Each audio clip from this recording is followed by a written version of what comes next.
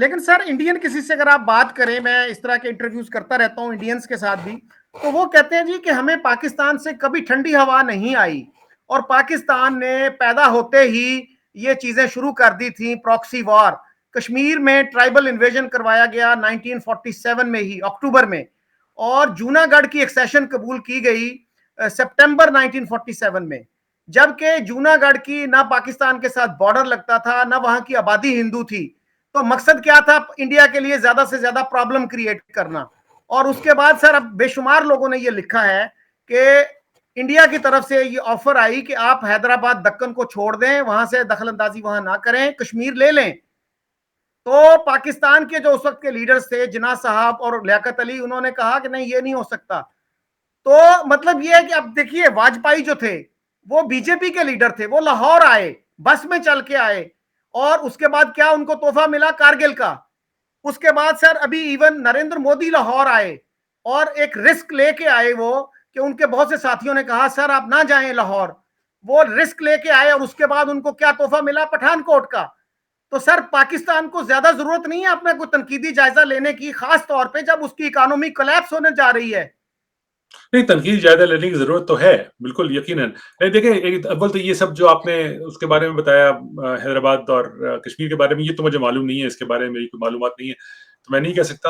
اور یہ بالکل صحیح ہے کہ پاکستان میں ایسی قوتیں موجود ہیں جو کہ ہندوستان سے اچھے تعلقات نہیں چاہتی ہیں، اور ہندوستان میں بھی ایسی قوتیں موجود ہیں جو پاکستان سے اچھے تعلقات نہیں چاہتی ہیں، اور لیکن ان کے جو نقطۂ نظر ہے وہ اے سیمیٹرک ہے، سیمیٹرک نہیں ہے۔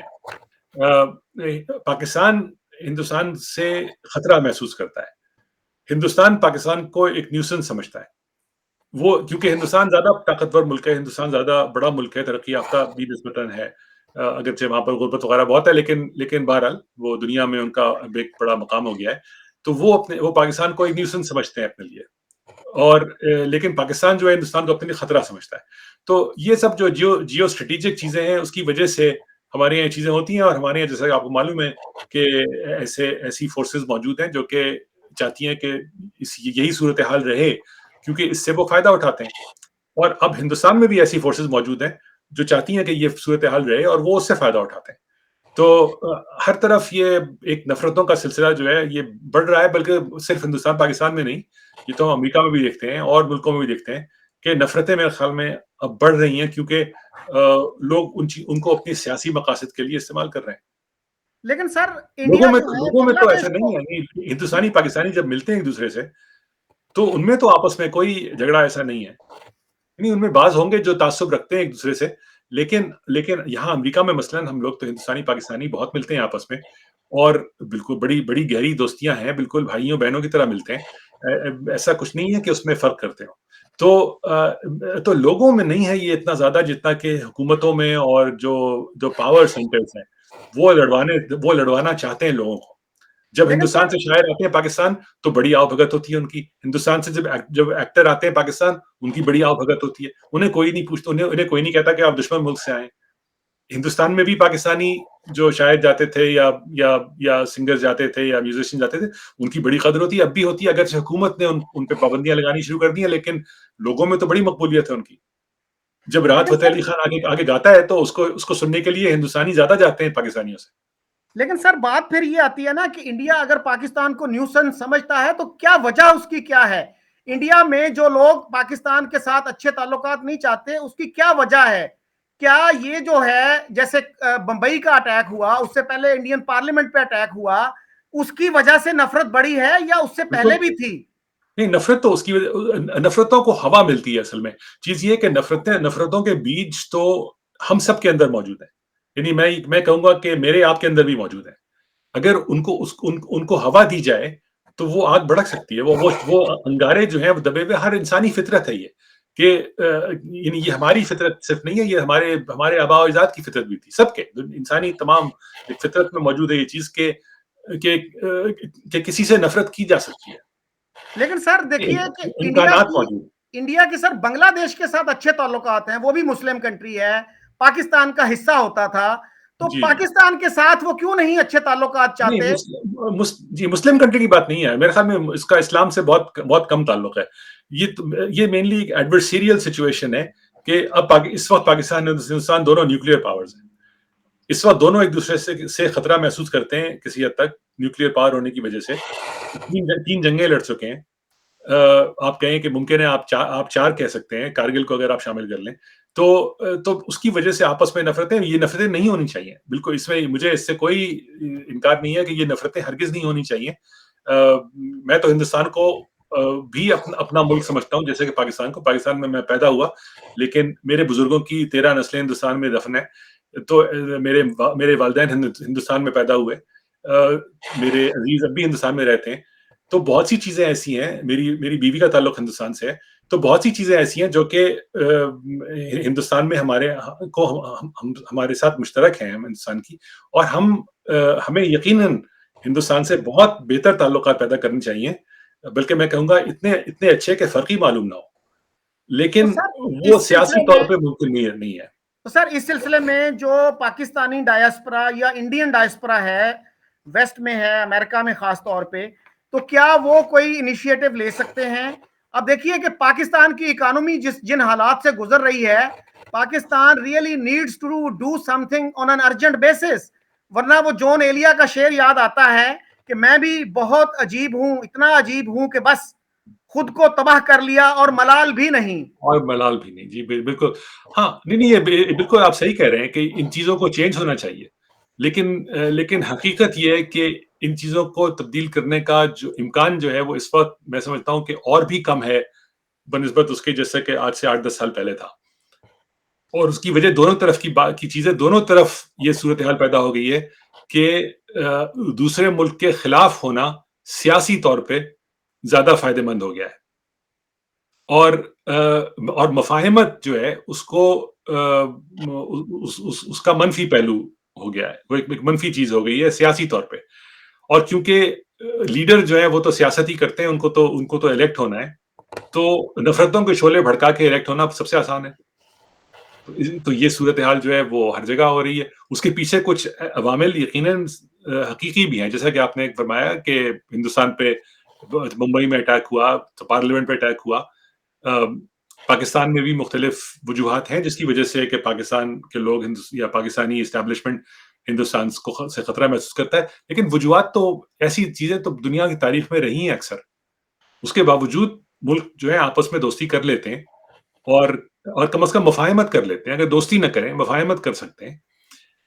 تو اور ایسا ہوا ہے تاریخ پاکستان ہندوستان میں بھی, بعض دفعہ ٹریڈ بہت بڑھ گئی ہے اور بعض دفعہ پھر کم ہو جاتی ہے. اس کی وجہ یہ کہ سیاستدان جو ہیں وہ اپنا مفاد دیکھ کے ان چیزوں کو ہوا دیتے ہیں. سیاستدان ہی نہیں بلکہ جتنی اور طاقتیں موجود ہیں. سر پچھلے دنوں میں نے پاکستان سائنس فاؤنڈیشن کے چیئرمین کا انٹرویو کیا, تو انہوں نے مجھے بتایا کہ 3000 پی ایچ ڈیز جو ہیں, سائنس پی ایچ ڈیز, وہ اس وقت جاب لیس ہیں. آپ امیجن کیجئے کہ ہائیسٹ ڈگری لینے کے بعد, اور وہ بھی سائنس میں, 3000 لوگ ہمارے جاب لیس ہیں. اس کے علاوہ جو جاب لیسنس کا حال ہے وہ تو اس سے بہت برا ہے. تو اس کے باوجود ہمارے حکمران جو ہیں وہ انڈیا کے ساتھ اپنی ریلیشن شپ کو ریکنسیڈر کرنے کے لیے تیار نہیں ہیں. ہمارے پرائم منسٹر صاحب نے کامرس منسٹر کے طور پہ انڈیا کے ساتھ ٹریڈ کی اجازت دی, اور پھر بطور پرائم منسٹر اسی سمری کو ریجیکٹ کر دیا. جی افسوسناک بات ہے, لیکن میرے خیال میں انڈرسٹینڈیبل ہے جو آج کل سچویشن ہے. اس میں جیسا میں نے کہا کہ سیاسی طور پہ یہ چیز ممکن نظر نہیں آتی کہ ان چیزوں کو کہ مفاہمت کی طرف بڑھا جائے. بڑی افسوسناک بات ہے یہ جو آپ نے پی ایچ ڈیز کے بے روزگار ہونے کی بات کی, ہم نے وہ انفراسٹرکچر اور وہ سسٹم ہی پیدا نہیں کیا جس میں کہ ان پی ایچ ڈیز کو کوئی کام مل سکے. کہ پی ایچ ڈی کرنے کے بعد تو تحقیق کی طرف لوگ جانا چاہتے ہیں. ہمارے یہاں تحقیق پہ زور ہی نہیں ہے. ہم تحقیق کو تو سمجھتے ہیں کہ یہ ہمیں کفر کی طرف لے جائے گی شاید. اور تو ایک پہلو تو یہ ہے. دوسرا یہ کہ میں سب کا ذکر نہیں کرتا, لیکن بہت سے پی ایچ ڈیز جو ہمارے اپنے ایجوکیشنل انسٹیٹیوشن نے پیدا کیے ہیں, ان کی جو کوالٹی ہے وہ بہت ویریبل ہے. بعض تو اس میں بہت قابل ہیں اور بہت اچھے ہیں, اور بہت سے جو ہیں وہ بہت ہی یعنی انٹرنیشنل لیول پہ ان کی کھپت نہیں ہو سکتی. تو میرے خیال میں بہت ہی یہ ایک کمپلیکیٹڈ مسئلہ ہے. لیکن سب سے بڑی بات یہی ہے کہ جب آپ پی ایچ ڈی پروڈیوس کر رہے ہیں تو کسی مارکیٹ کے لیے کر رہے ہوں گے. وہ مارکیٹ تو ہے نہیں ہمارے یہاں. جو لوگ یہاں سے جو لوگ امریکہ سے یورپ سے پی ایچ ڈی کرتے ہیں میری طرح سے، جب وہ پاکستان واپس جانے کی کوشش کرتے ہیں تو ان کے لیے مواقع بہت کم ہے، سوائے اس کے کہ اپنا کوئی بزنس شروع کر دیں یا دو چار انسٹیٹیوشن ایسے ہیں جہاں پر کہ وہ کسی حد تک کوئی چیز کر سکتے ہیں، پڑھانے کی حد تک، ریسرچ تو بالکل ہی نہیں ہوتی ہے لیکن کم از کم پڑھانے کی حد تک کچھ کام کر سکتے ہیں. لیکن اس کو چھوڑ کے ہمارا جو انڈسٹریل سیکٹر ہے اس میں تو پی ایچ ڈی کی ضرورت ہی نہیں ہے، بالکل کوئی گنجائش ہی نہیں رکھی گئی. جبکہ یہاں پر اگر آپ دیکھیں کہ یا ایون ہندوستان میں اگر آپ دیکھیں کہ جو انڈسٹریل سیکٹر ہے، انڈسٹریل سے مطلب یہ کہ ٹیکنالوجیکل انڈسٹری ہے، فارماسیوٹیکل انڈسٹری ہے، اس میں پی ایچ ڈیز کی بے انتہا ضرورت ہے. گوگل، مائکروسافٹ، امیزون، فیس بک، ٹویٹر، ان سب نے پی ایچ ڈی، یعنی پوری فوجیں ہیں ان کے یہاں پی ایچ ڈیز کی. اور جو ان کی ٹیکنالوجی میں ترقی ہوتی ہے اس کی لیڈرشپ سارے پی ایچ ڈیز کے ہی ہاتھ میں ہوتی ہے. اگر آپ کے پاس پی ایچ ڈی نہ ہو تو آپ ان ٹیمز میں شامل ہی نہیں ہو سکتے سوائے اس کے کہ کسی بہت ہی لوور لیول پہ. تو وہ کھپت جو ہوتی ہے جس میں کہ انڈیپینڈنٹلی سوچنے والوں کی کھپت ہو سکے جس سسٹم میں، وہ سسٹم ہی ہمارے یہاں نہیں ہے. بالکل صحیح سر، اسی لیے تو میں کہہ رہا ہوں سر کوئی پیراڈائم شفٹ جو ہے وہ ہو اگر ریلیشنز میں، تو کچھ نہ کچھ اپرچونٹیز جو ہیں ہمارے لیے جابز کی، ٹریننگز کی انڈیا میں کھل سکتی ہیں. اور سر دیکھیے، ایک طرف تو ہمیں یہ بتایا جاتا ہے کہ انڈیا ایگزسٹینشل تھریٹ ہے ہمارے لیے، اور دوسری طرف ہمارا نان سیریس ایٹیٹیوڈ یہ ہے کہ ایک بھی بندہ پورے ملک میں، 22 کروڑ کا یہ ملک ہے، ایک بندہ ایسا نہیں ہے جس کو ہم کہہ سکیں کہ یہ ایکسپرٹ ہے انڈیا پہ. یہ انڈیا کی اکانومی کو سمجھتا ہے، وہاں کی سوسائٹی کو سمجھتا ہے، وہاں کی ایجوکیشن کو سمجھتا ہے.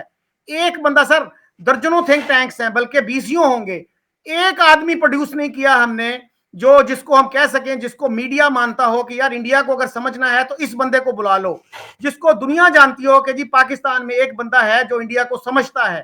ایک آدمی نہیں ہے سر. ہاں، یہ تو مجھے معلوم نہیں، میں اتنا واقف نہیں ہوں وہاں کے جو تھنک ٹینکس وغیرہ ہیں کہ وہاں پر کون ایکسپرٹس ہیں اور کون نہیں ہیں.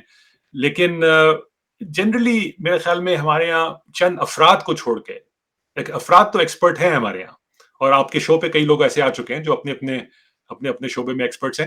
لیکن ہمارے یہاں جنرلی ایکسپرٹیز پہ کوئی بہت زیادہ زور نہیں ہے. یہاں بھی امریکہ میں بھی آج کل یہ مسئلہ ہے اور ایک یہاں کا ایک لکھنے والا ہے ٹام نکلز، اس نے کتاب لکھی پوری اس پہ، دی ڈیتھ آف ایکسپرٹیز، کہ جب یہ ایک قسم کا ایموشنل ایٹیٹیوڈ ہو جاتا ہے کسی سوسائٹی میں، تو پھر وہ ایکسپرٹیز کو اکنالج نہیں کرنا چاہتے ہیں. اب دیکھیں امریکہ میں اس وقت ویکسین ہیزیٹینسی جو ہے وہ کتنا بڑا مسئلہ ہے. تقریباً 30-35% یہاں کے لوگ جو ہیں وہ ویکسینز لینے پر تیار نہیں ہیں، اور اس کی وجہ یہ ہے کہ وہ سائنس کو مانتے ہی نہیں ہیں. ان کو ایسا ان میں ایٹیٹیوڈ پیدا کر دیا گیا ہے کہ وہ سائنس کو اور سائنٹسٹ کو ڈسٹرسٹ کرتے ہیں. اور تو یہ تو حال امریکہ میں ہے. تو آپ سوچیں کہ پاکستان میں کیا ممکن ہے، اور ہندوستان میں بھی یہی حال ہے. میں تو دیکھتا ہوں کہ وہاں پر بھی یعنی یہ جو تمام سائنٹیفک ڈسکوریز انڈیا کے بارے میں یا تاریخی ڈسکوریز انڈیا کے بارے میں ہو رہی ہیں، وہ ان کو بہت سے لوگ ڈینائی کرتے ہیں. وہاں پر بڑے بڑے ہسٹورینز، یعنی رومیلا تاپڑ کو انہوں نے ریجیکٹ کر دیا. وہ ان کے ملک کی بے انتہا مشہور ہسٹورین، انہوں نے ریجیکٹ کر دیا کیونکہ وہ جو دیو مالائی تہذیب کی تاریخ وہ بنانا چاہتے ہیں، اس سے وہ اختلاف ہے اس کو. تو دیکھیں، کوئی بھی ملک جو ہے، کوئی تہذیب، وہ حقیقت سے منہ موڑ کے ترقی نہیں کر سکتی. کچھ عرصے کے لیے ممکن ہے کہ وہ آگے بڑھ جائیں، لیکن آخر کار حقیقت جو ہے وہ آپ کو ڈھونڈ لیتی ہے. تو چاہے ہندوستان ہو، چاہے پاکستان ہو، چاہے امریکہ ہو، جو لوگ ویکسین نہیں لے رہے ہیں وہ ان کو کووڈ ہو رہا ہے، اس سے مر رہے ہیں. ٹھیک ہے، یعنی کائنات تو بالکل میں نے ایک بہت عرصے پہلے ایک شعر کہا تھا کہ یہ کائنات عمل کا حساب رکھتی ہے، عذاب صرف دعاؤں سے ٹل نہیں سکتے. بہت خوب. تو کائنات جو ہے وہ تو بالکل ایک میکینزم ہے. آپ ایکس کریں گے تو اس کا نتیجہ وائی ہوگا. اگر آپ چھت سے چھلانگ لگائیں گے تو آپ نیچے گریں گے. اس سے کوئی وہ آپ یہ چاہیں کہ ہم دعا مانگ کے یا اچھی امید رکھ کے ہم اس سے بچ جائیں، تو یہ نہیں ہو سکتا. تو جو تہذیبیں حقیقت سے روگردانی کریں گی، تاریخ کو نہیں دیکھیں گی، تاریخ سے سبق حاصل نہیں کریں گی، وہ جیسا ہیگل نے کہا کہ جو تاریخ سے سبق حاصل، ہم تاریخ سے یہ سبق حاصل کرتے ہیں کہ تاریخ سے کوئی سبق حاصل نہیں کرتا، اور قوموں کے مٹنے کی بہت بڑی وجہ یہ ہوتی ہے کہ وہ تاریخ سے سبق حاصل نہیں کرتے، تو ہم بھی نہیں کر بالکل رہے صحیح. ہیں. اب آپ ہم نے اس پہ جی جی آپ نے جی سر جو بات کی نا کہ امریکہ میں ایک بندے نے کتاب لکھی ہے ایکسپرٹیز کی ڈیتھ پہ یا اس کی کمی پہ, تو جی سر یہ بھی ایک ان کی کیپیسٹی شو کرتی ہے فار سیلف کرٹیسزم. اور وہاں پہ آپ دیکھیے کہ امریکہ کی سب سے امپورٹنٹ ریلیشن شپ کس کے ساتھ ہے, چائنا کے ساتھ ہے, رشیا کے ساتھ ہے. اس پہ کتنے ایکسپرٹس ہیں, کتنے تھنک ٹینکس ہیں, اس وقت 2000 تھنک ٹینکس ہیں امریکہ میں, اور سب سے جی زیادہ تھنک ٹینکس امریکہ ہی میں ہیں. اور سر رومیلا تھاپر کی آپ نے بات کی, تو ہمارے ہاں بھی جو تھوڑے سے انڈیپینڈنٹ مائنڈیڈ ہسٹورینز ہیں وہ ہمیشہ پرابلم میں ہی رہتے ہیں. ڈاکٹر بالکل مبارک علی کو ریجیکٹ کر دیا گیا. جی کے جی کے بالکل عزیز جو تھے اتنے بڑے ہسٹورین تھے, ان کو ایک کتاب لکھنی پڑی, the murder of history in Pakistan. جی جی بالکل نہیں, میں تو کہتا ہوں آپ سے کہ ہماری جو ہمارے مسائل جو ہیں, اگر آپ مجھ سے کہیں کہ ایک سب سے بڑا مسئلہ بنیاد کیا ہے اس کی, تو وہ تاریخ سے ناواقفیت ہے. یعنی ایجوکیشنل سسٹم میں میں سمجھتا ہوں کہ سائنس پہ زور دینے سے بھی زیادہ اہم یہ ہے کہ آپ تاریخ پہ زور دیں. جب آپ تاریخ پہ زور دیں گے تو آپ کو سائنس پہ زور دینے کی اہمیت آپ کی سمجھ میں آئے گی, کہ بالکل اگر صحیح. آپ اور صرف اپنی تاریخ پہ نہیں, آپ دنیا کی تاریخ کو دیکھیں کہ دنیا میں قوموں نے کیسے ترقی کی. یعنی پچھلے 250-300 سال میں انسان نے جتنی ترقی کی ہے وہ اس سے پہلے کے 10,000 سال میں نہیں کی تھی. اگر بالکل اگر صحیح. اگر اگر احرام مصر کے زمانے کا کوئی انسان 1100 عیسوی میں پیدا ہوتا یا پہنچ جاتا تو اس کو کوئی خاص تبدیلی نظر نہیں آتی. زبان سیکھ کے وہ کام چلا دیتا اپنا, کیونکہ ٹیکنالوجی جو احرام مصر کے زمانے میں تھی وہ 4,000 سال کے بعد 5,000 سال کے بعد وہی ٹیکنالوجی تقریباً یورپ میں اور ایشیا میں استعمال ہو رہی تھی. لیکن 1400 سے لے کر اب تک کے جو 500 سال ہیں یا 600 سال ہیں یا 1500 سے کہہ لیں, اس میں اتنی زیادہ تبدیلی ہو گئی ہے اور اتنی تیز رفتاری سے ہو رہی ہے کہ جس کو حد نہیں ہے. وہ کیوں ہوئی؟ اس کی وجہ یہ ہے کہ ایک سائنسی مزاج پیدا ہوا لوگوں میں, میتھمیٹکس پہ زور ہوا, لوگوں کائنات کو سمجھنے پہ زور ہوا, اس سمجھ کو ٹیکنالوجی میں تبدیل کرنے پہ زور ہوا. تو وہ سب چیزیں اپنی جگہ. تو اگر جب تک آپ یہ تاریخ پڑھیں گے نہیں اور آپ یہ سمجھیں گے نہیں کہ یہ کیوں ہوا اور جو ترقی ہو رہی ہے دنیا میں اس کی وجہ کیا ہے, تو اس وقت تک آپ کے اندر وہ موٹیویشن ہی پیدا نہیں ہوگی کہ آپ سائنٹیفک نقطۂ نظر اختیار کریں. ٹھیک ہے, وہ تو تاریخ سے واقفیت جو ہے وہ تو سب سے اہم چیز ہے, اس سے زیادہ اہم کوئی چیز نہیں ہے. اور وہ افسوس یہ ہے کہ جیسا آپ نے فرمایا کہ ہمارے یہاں جو لوگ ذرا بھی سچی تاریخ کی طرف جانے کی کوشش کرتے ہیں, ان پہ کوئی الزام لگ جاتا ہے, ان پہ لامذہبیت کا الزام لگ جاتا ہے, ان پہ ان پیٹریاٹک ہونے کا الزام لگ جاتا ہے اور ان کو سائڈ لائن کر دیا جاتا ہے. اور ہندوستان میں اس کا ہونا جو ہے بڑا افسوسناک ہے. ہندوستان میں ایسا نہیں ہوتا تھا. ہندوستان میں بڑے اچھے تاریخ دان گزرے ہیں اور اب بھی موجود ہیں. لیکن یہ تو اب یہ جو آج کل جو ہندوستان میں صورتحال ہے اس میں یہ چیز بڑھ رہی ہے. لیکن یہ میں آپ سے کہوں کہ اس کے جراثیم ہمیشہ موجود ہوتے ہیں. امریکہ میں بھی ہم دیکھ رہے ہیں کہ ٹرمپ جب الیکٹ ہوا 2016 میں, تو لوگوں نے کہا کہ یہ کیسے ہو گیا, یہ تو ہونا ہی نہیں تھا, یہ تو اس کے تو ہر چیز جو تھی کسی اور رخ پہ جا رہی تھی. اچانک یہ اوباما کے بعد اچانک لوگ پلٹ کے واپس ٹرمپ کی طرف چلے گئے. لیکن اس کی وجہ یہ تھی کہ وہ جراثیم موجود تھے یہاں پر, ان کو ایکٹیویٹ کرنے کی ضرورت تھی, وہ ایکٹیویٹ ہو گئے. پاکستان میں بھی وہ جراثیم موجود تھے, ان کو ہماری حکومتوں نے بار بار ایکٹیویٹ کیا ہے. یہ نفرتیں جو آپ کو آج نظر آ رہی ہیں یہ ہمارے یہاں ایکٹیویٹ ہوتی چلی آ رہی ہیں.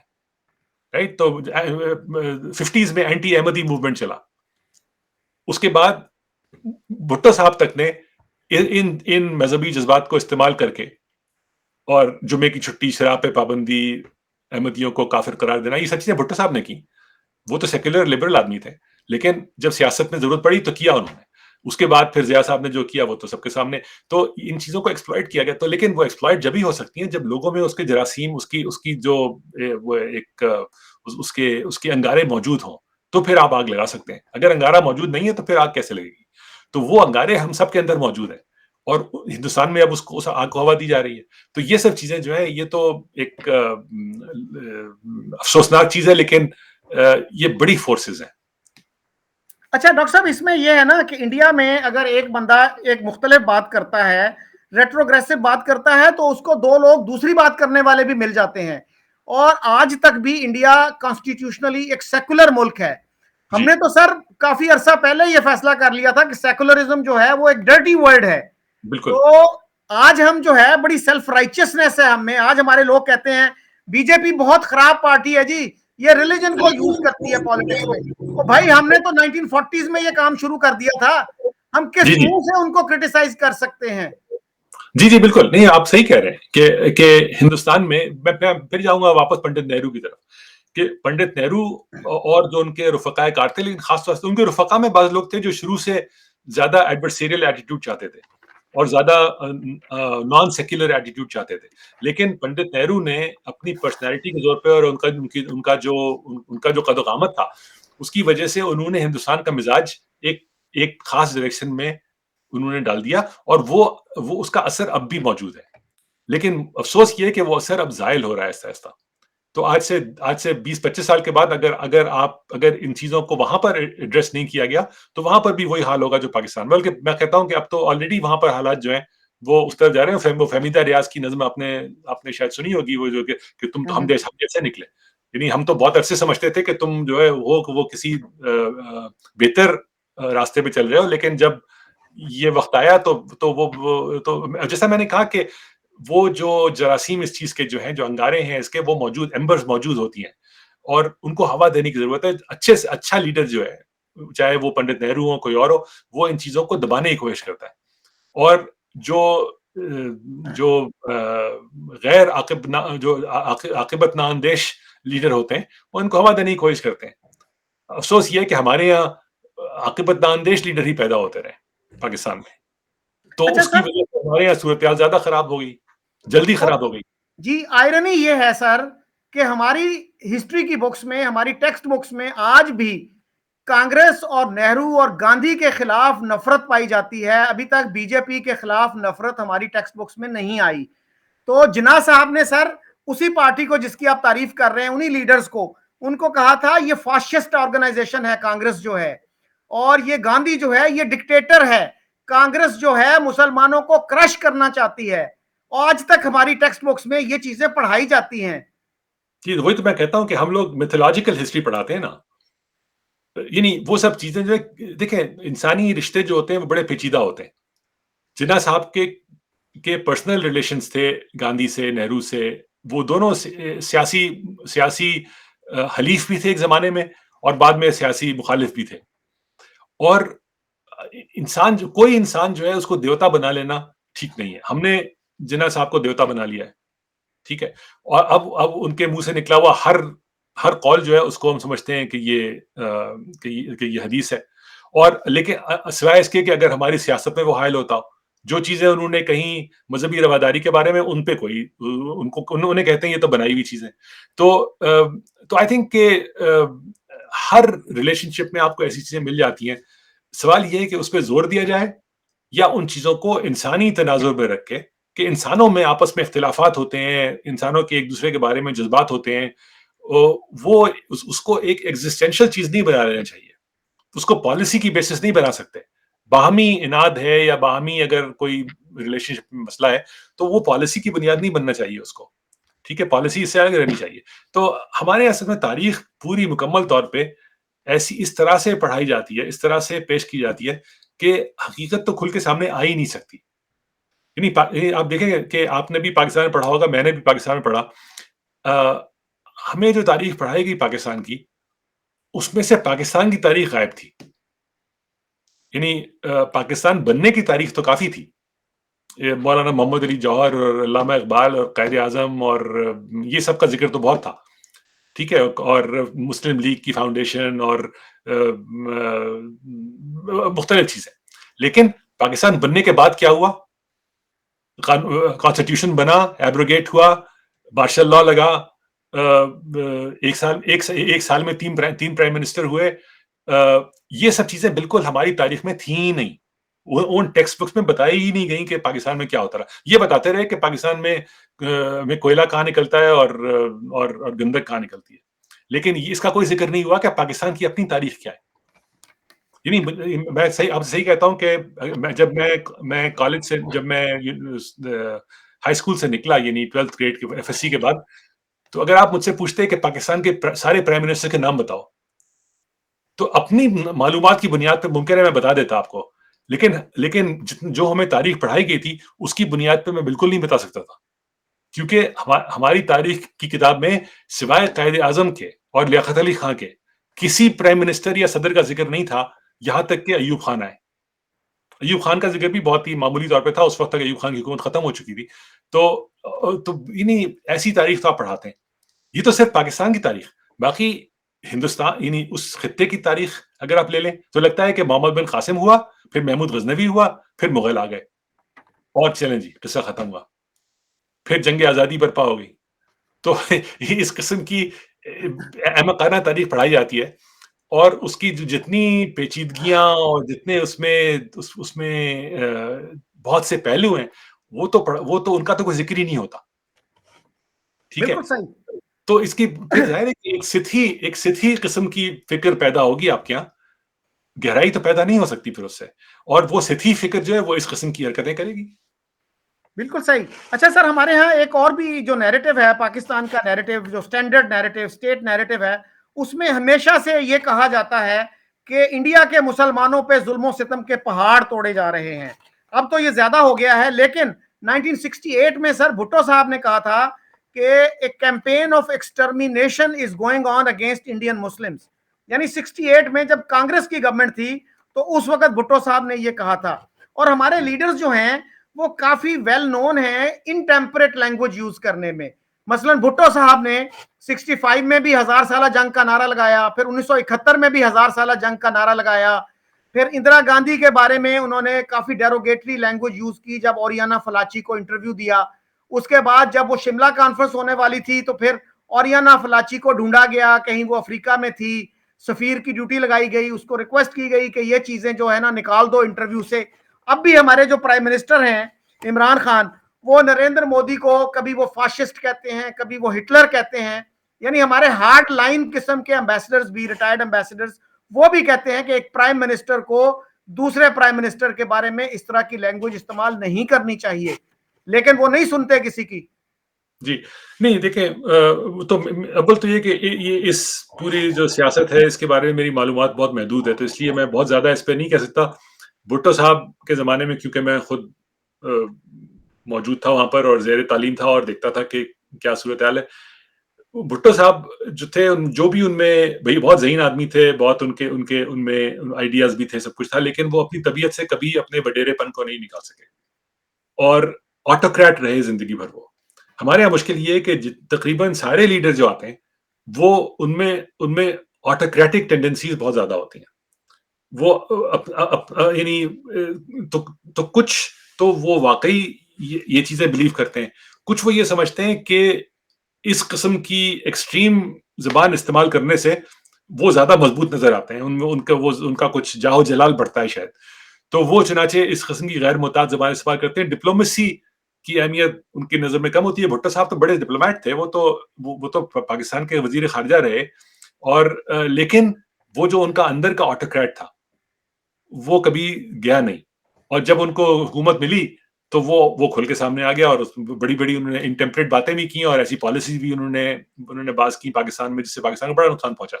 تو آئی تھنک کہ یہ تو ہمارے لیڈرز جو ہیں، اور بھٹو صاحب ہمارے سب سے زیادہ تعلیم یافتہ لیڈر تھے، یعنی واقعی تعلیم یافتہ.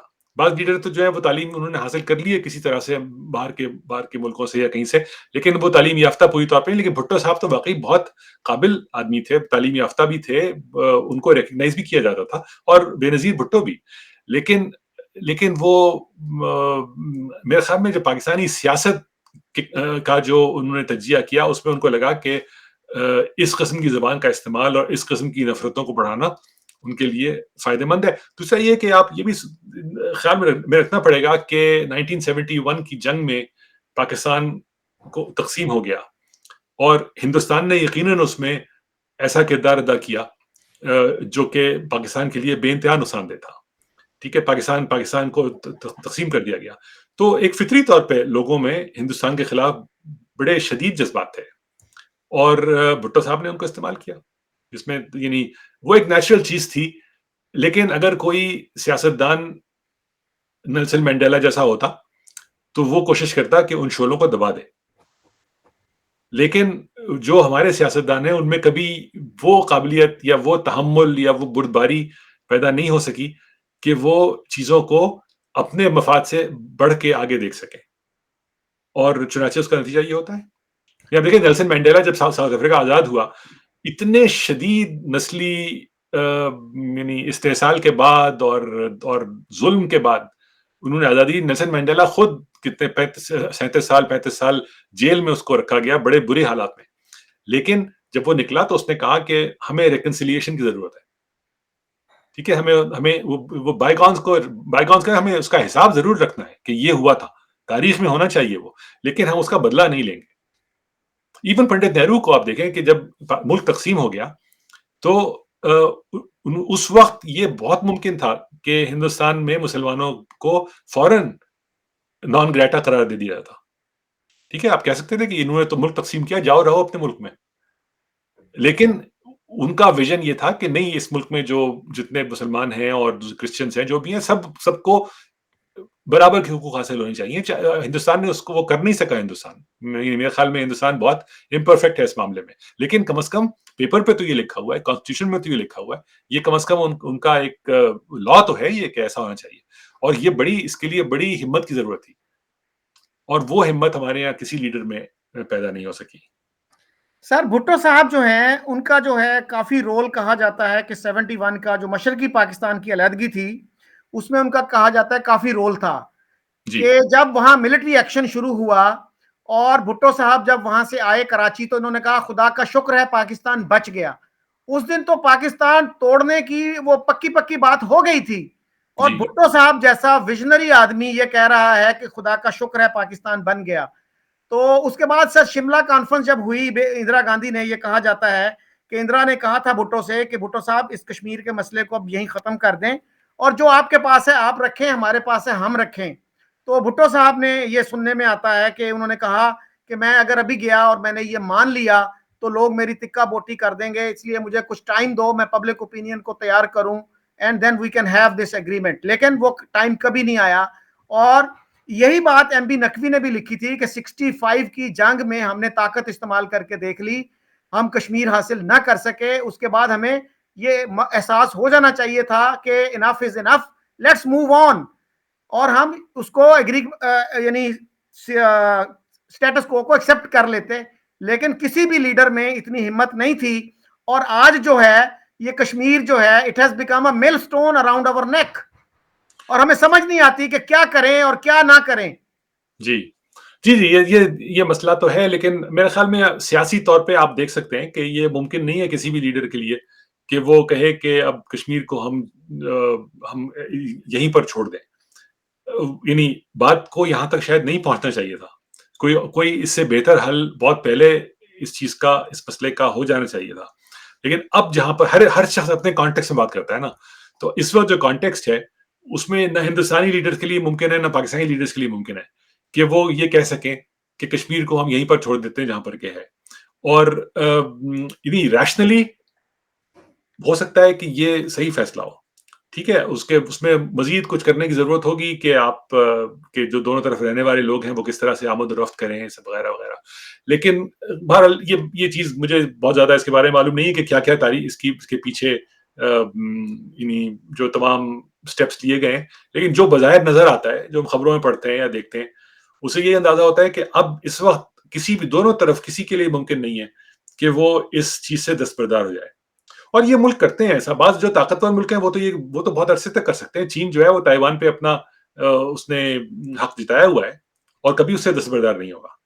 لیکن چین تو ایک طاقتور ملک ہے, انہوں نے اپنے آپ کو طاقتور بنایا ہے, تو وہ یہ چیز رکھ سکتے ہیں. اور اب پاکستان ہندوستان کس طرح سے اس مسئلے کو حل کریں گے, یہ تو جسے کہتے ہیں کہ دس is beyond my pay grade.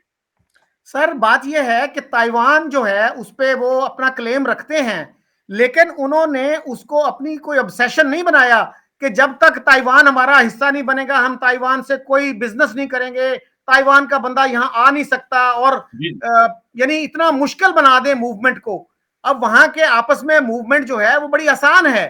ہم نے تو سر یہ کہہ دیا ہے کہ جب تک کشمیر کا مسئلہ حل نہیں ہوتا ہم ٹریڈ نہیں کریں گے, ہم کچھ نہیں کریں گے, ہم بیٹھے ہیں, اور اکانومی ہم نے تباہ کر لی اس پروسیس میں. جی, یہ چیز ممکن ہے کہ تبدیل ہو جائے. دیکھیں کہ جب نتائج اس کے بہت زیادہ برے ہو جائیں گے تو ممکن ہے چیز تبدیل, یہ اس قسم کی تبدیلیاں کہ آپ نے ٹریڈ کو بڑھا دیا, ٹریڈ کو کم کر دیا, یہ چیزیں تو پاکستان کی ہندوستانی تاریخ میں ہوتی رہی ہیں, اور وہ پھر نہیں, اس میں یہ ممکن ہے کہ ٹریڈ پھر سے بڑھ جائے, لیکن دلوں کی جو کہ جذبات جو ہیں اور جس طرح سے کہ نفرتوں کو ہوا دی جا رہی ہے, وہ آپ کا ٹریڈ اگریمنٹ کرنے سے تو ختم نہیں ہوتے. تو میرے خیال میں سب سے زیادہ خطرناک بات یہ ہے کہ جیسا میں نے کہا کہ اب بھی زیادہ تر لوگ جو ہیں وہ ایک دوسرے سے نفرت نہیں کرتے, اور جب ملتے ہیں تو محبت سے ملتے ہیں, ایک دوسرے سے انسانی سطح پہ ملتے ہیں, لیکن حکومتیں کوشش کرتی ہیں کہ نفرتوں کو ہوا ملتی رہے تاکہ ان کے سیاسی مفاد حاصل ہوں.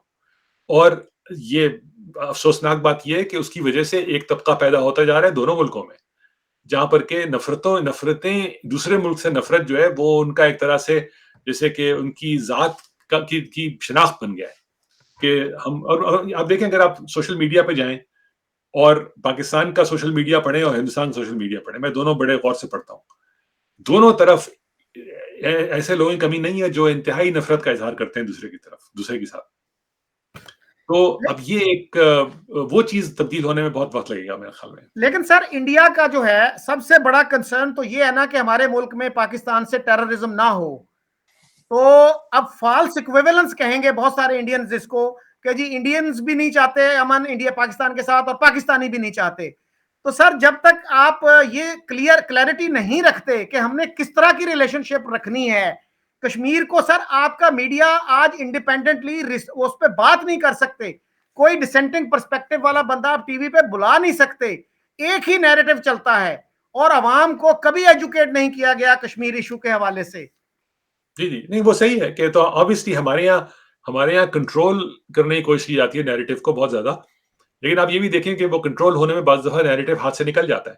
تو وی کین ناٹ سے کہ کیا ہوگا ایگزیکٹلی, لیکن آپ کی بات بالکل صحیح ہے کہ ہمارے یہاں ڈسینٹنگ ویو کی گنجائش نہیں رکھی, صرف کشمیر کے مسئلے پہ نہیں, بہت سے دوسرے مسائل پہ بھی ہمارے یہاں ڈسینٹنگ ویوز کی گنجائش نہیں ہے. یعنی مثلا آج ہی میں نے بہت سی باتیں ایسی کہیں جو غالباً پاکستانی میڈیا پہ نہیں کہی جا سکتی. تو یہ چیز تو ہمارے یہاں ایک تحمل کی بھی کمی ہے, لیکن ساتھ ساتھ آفیشلی ایک پالیسی کے طور پہ بھی یہ چیز as a instrument of control یہ استعمال کی جاتی ہے کہ نیریٹو کو ایک خاص ڈائریکشن میں لے جایا جائے, اس میں کوئی شک نہیں ہے. سر اسی کے ساتھ میں آپ کا شکر گزار ہوں کہ آپ نے مجھے بہت وقت دیا, تو آپ سے میں کوشش کروں گا کہ دوبارہ بھی گفتگو ہو. جی تو ضرور, اسی کے ساتھ میں آپ سے اور باقی دوستوں سے اجازت چاہتا ہوں. خدا حافظ. بہت بہت شکریہ, I enjoyed it.